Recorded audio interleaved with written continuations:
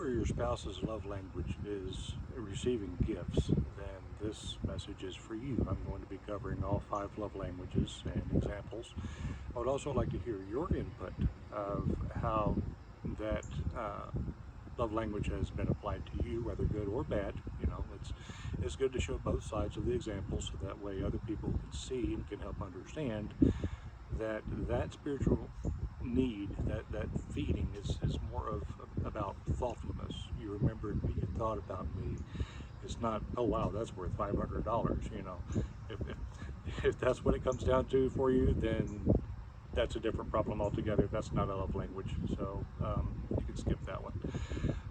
But it's about being, you know, it's the emotion that's put into it. You know, when your spouse or someone is talking about, you know, a particular thing, like they like to do watercoloring, and just out of the blue, out of nowhere, for no reason, you go and buy a watercolor set. You know, a couple of things. Hey, I thought we could do this together. You know, present it as a gift.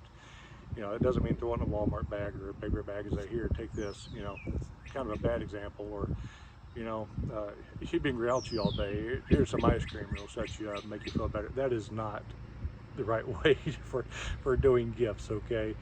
You know, if you know they're having a hard time at work, you know, have food sent to them, or, you know, send some flowers or something like that while they're not expecting it.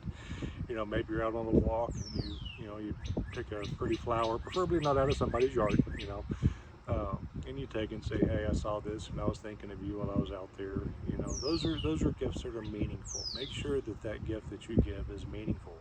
There's emotion behind it. There's thought put into it. You know, it's not, oh, it's December 25th. Oh, shoot, I forgot to buy a Christmas present. I'm going to go out and grab something. So you head to the local drugstore and grab a scarf off the counter or something like that and say, here, I got this for you. You know, you might think you're fooling the other person, but you're not. You know, and that does not fill that emotional tank. You're actually draining it more when you do things like that. When you don't show any thoughtfulness in the things that you do, the things that you give. Again, it's not about money, it's about the thought that's put into it. So when you start putting a price tag on it, then you don't have the spiritual need of receiving or anything like that. You just have a greed issue and want to weigh everything and put a value and a price tag on everything, and that's a whole different problem that you need to work out in yourself to begin with.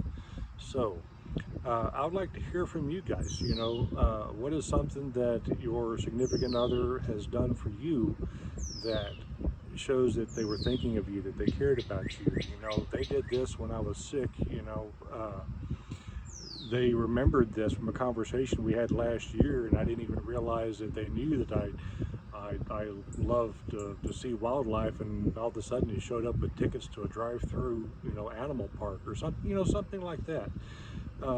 Share those stories. You know, it's good to kind of let people know, hey, you might give somebody an idea for something also. It's like, oh yeah, I remember they were talking about this.